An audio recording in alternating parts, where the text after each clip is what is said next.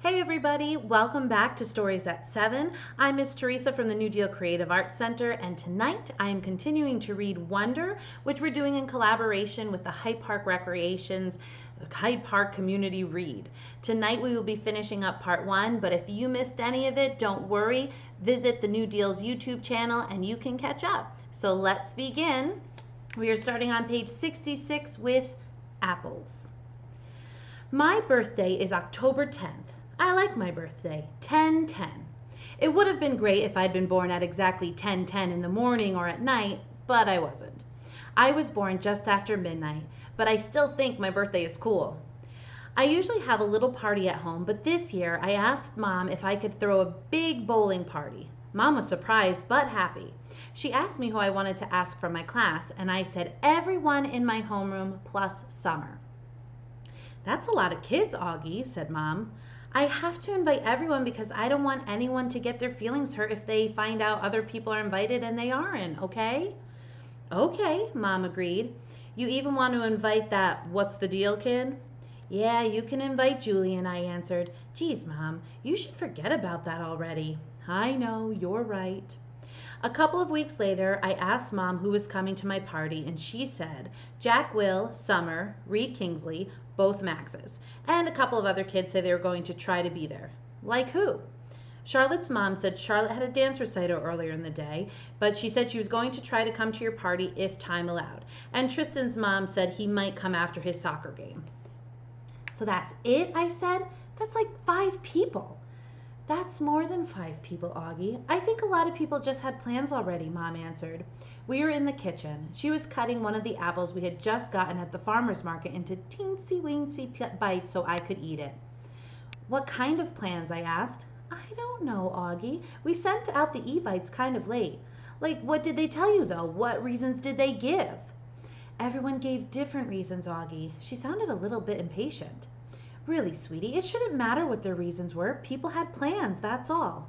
What did Julian give as his reason? I asked. You know, said Mom. His mom was the only person who didn't RSVP at all. She looked at me. I guess the apple doesn't fall far from the tree. I laughed because I thought she was making a joke, but then I realized she wasn't. What does that mean? I asked. Never mind. Go wash your hands so you can eat. My birthday party turned out to be much smaller than I thought it would be, but it was still great. Jack, Summer, Reed, Tristan, and both Maxes came from school, and Christopher came too, all the way from Bridgeport with his parents. And Uncle Ben came. Aunt Kate and Uncle Poe drove in from Boston, though Tata and Papa were in Florida for the winter. It was fun because all the grown-ups ended up bowling in the lane next door, so it really felt like there were a lot of people there to celebrate my birthday. Halloween. At lunch the next day, Summer asked me what I was going to be for Halloween. Of course, I'd been thinking about it since last Halloween, so I knew right away. Boba Fett.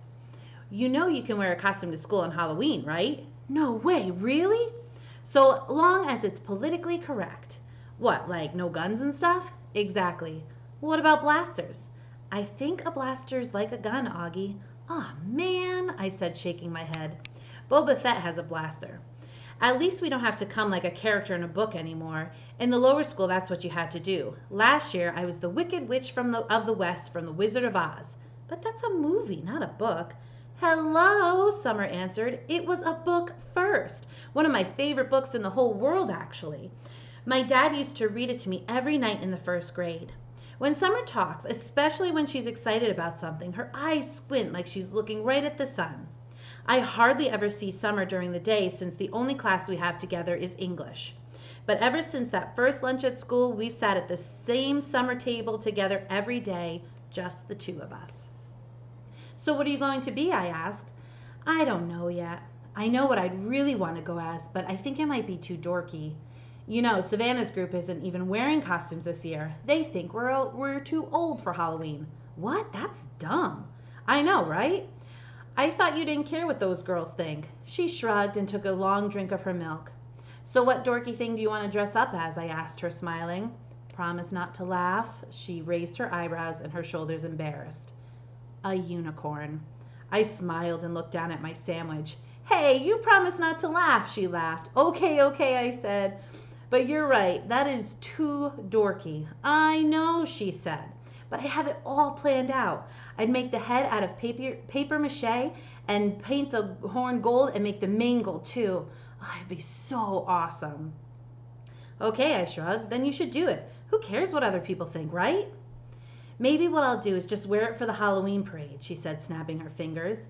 And I'll just be like a goth girl for school. Yeah, that's it. That's what I'll do. Sounds like a plan, I nodded. Thanks, Augie, she giggled. You know, that's what I like best about you. I feel like I can tell you anything. Yeah, I answered, nodding. I gave her a thumbs up sign. Cool beans. School pictures. I don't think anyone will be shocked to learn I don't want to have my school picture taken on October 22nd. No way, no thank you. I stopped letting anyone take pictures of me a while ago. I guess you could call it a phobia. No, actually it's not a phobia. It's an aversion, which is a word I just learned in Mr. Brown's class. I have an aversion to having my picture taken. There, I used it in a sentence. I thought Mom would try to get me to drop my aversion to having my picture taken for school, but she didn't. Unfortunately, while I managed to avoid having a portrait taken, I couldn't get out of being part of the class picture. Ugh. The photographer looked like he just sucked on a lemon when he saw me. I'm sure he thought I ruined the picture. I was one of the ones in the front sitting down. I didn't smile, not that anyone could tell if I had. The cheese touch. I noticed not too long ago that even though people were getting used to me, no one would actually touch me. I didn't realize this at first because it's not like kids go around touching each other that much in middle school anyway. But last Thursday in dance class, which is like my least favorite class, Mrs. Antanabi, the teacher, tried to make Zinema Chin be my dance partner. Now, I've never actually seen someone have a panic attack before, but I've heard about it, and I'm pretty sure Zinema had a panic attack at that second. She got really nervous and turned pale and literally broke into a sweat within a minute. And then she came up with some lame excuse about really having to go to the bathroom. Anyway, Mrs. Antanabi let her off the hook because she ended up not making anyone dance together. Then yesterday, in my science elective, we were doing this cool mystery powder investigation where they had to classify a substance as an acid or a base. Everyone had to heat their mystery powders on a heating plate and make observations. So we were all huddled around the powders with our notebooks. Now, there are 8 kids in the elective, and 7 of them were squished together on one side of the plate, while one of them, me, had loads of room on the other side. So, of course, I noticed this, but I was hoping Mrs. Rubin wouldn't notice this because I didn't want her to say anything. But, of course, she did notice this, and of course she said something. Guys, there's plenty of room on that side. Tristan, Nino, go over there, she said. So Tristan and Nino scooted over to my side. Tristan and Nino have always been okay nice to me. I want to go on record as saying that. Not super nice, like they go out of their way to hang out with me, but okay nice, like they say hello to me and talk to me like normal. And they didn't even make a face when Ms. Rubin told them to come to my side, which a lot of kids do when they think I'm not looking. Anyway, everything was going fine until Tristan's mystery powder started melting. He moved his foil off the plate just as my powder began to melt too, which is why I went to move mine off the plate, and then my hand accidentally bumped his hand for a fraction of a second. Tristan jerked his hand away so fast he dropped his foil on the floor while also knocking everyone else's foil off the heating plate. Tristan, yelled Ms. Rubin, but Tristan didn't even care about the spilled powder on the floor or that he ruined the experiment. What he cared most about was getting to the lab sink to wash his hands as fast as possible. That's when I knew for sure that there was this thing about touching me at Beecher Prep. I think it's like the cheese touch in the Diary of a Wimpy Kid. The kids in that story were afraid they'd catch the cooties if they touched the old moldy cheese on the basketball court. At Beecher Prep, I'm the old moldy cheese. Costumes. For me, Halloween is the best holiday in the world. It even beats Christmas. I get to dress up in a costume, I get to wear a mask, I get to go around like every other kid with a mask, and nobody thinks I look weird. Nobody takes a second look. Nobody notices me. Nobody knows me. I wish every day could be Halloween. We could all wear masks all the time. Then we could walk around and get to know each other before we got to see what we looked like under the masks.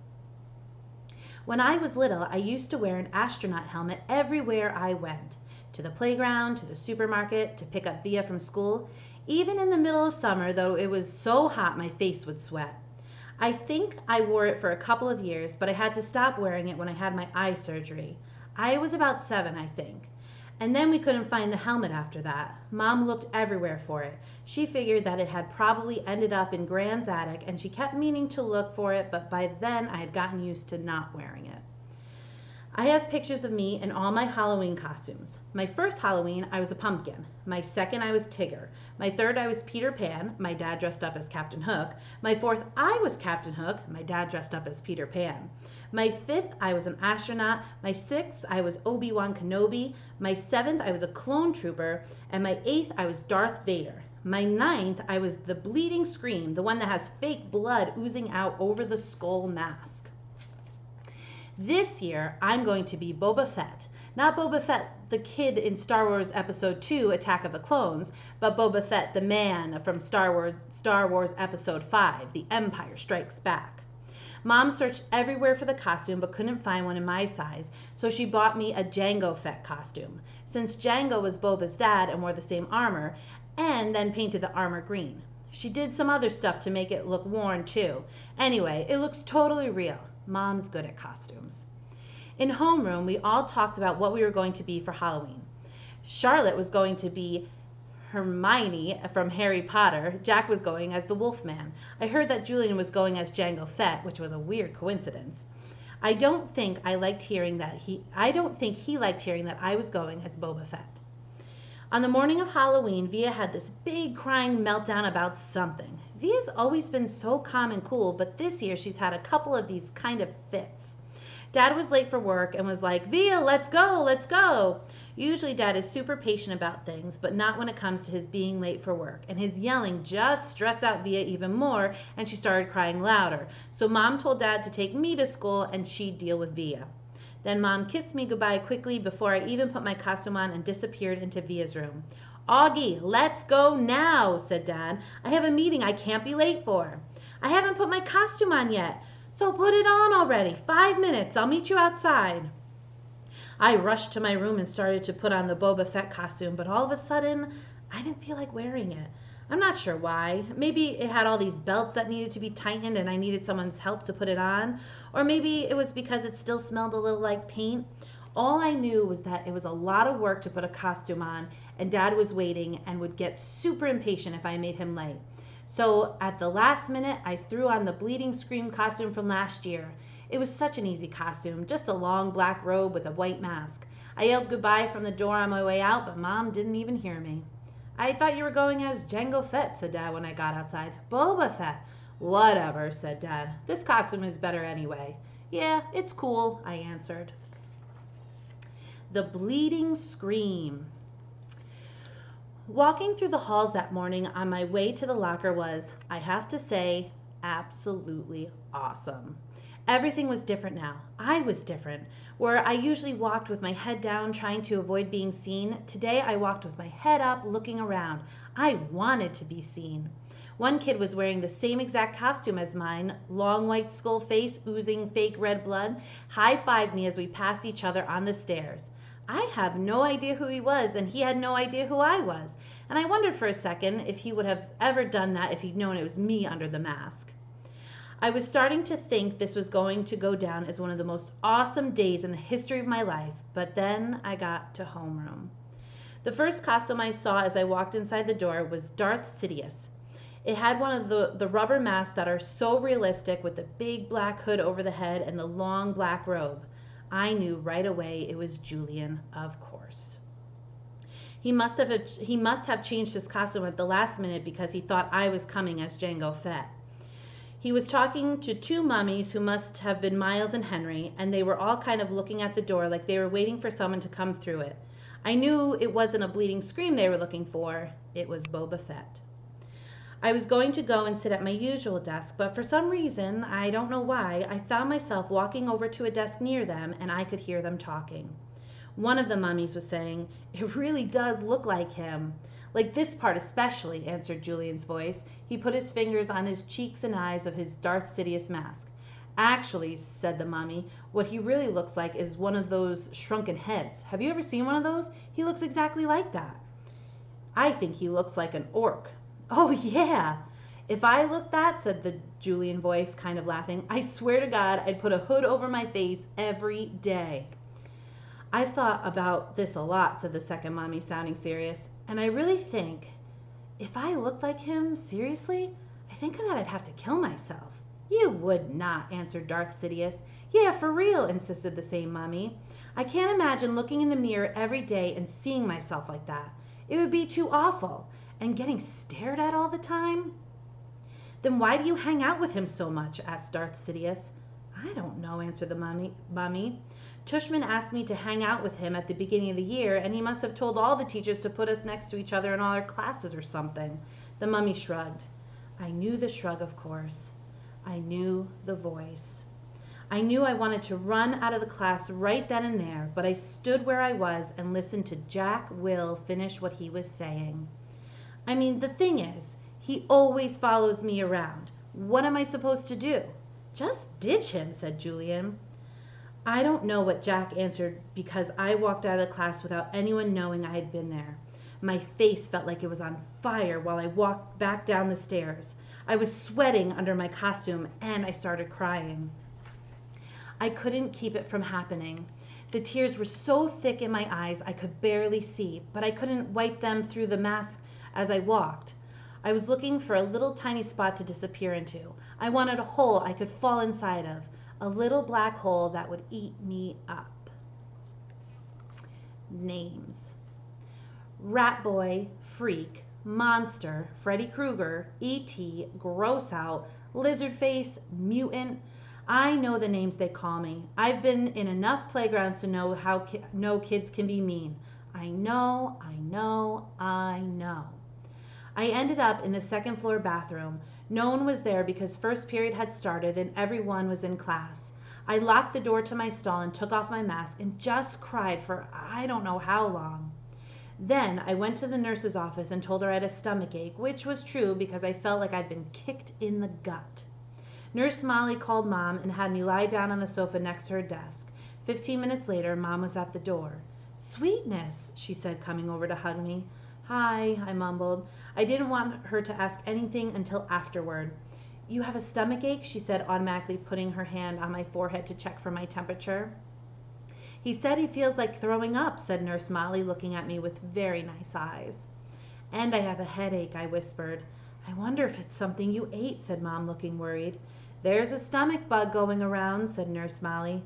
Oh, geez, said Mom, her eyebrows going up as she shook her head. She helped me to my feet. Should I call a taxi or are you okay walking home? I can walk. What a brave kid, said Nurse Molly, patting me on the back as she walked us to the door. If he starts throwing up or runs a temperature, you should call the doctor. Absolutely, said Mom, shaking Nurse Molly's hand. Thank you so much for taking care of him. My pleasure, answered Nurse Molly, putting her hand under my chin and tilting my face up. You take care of yourself, okay? I nodded and mumbled, thank you.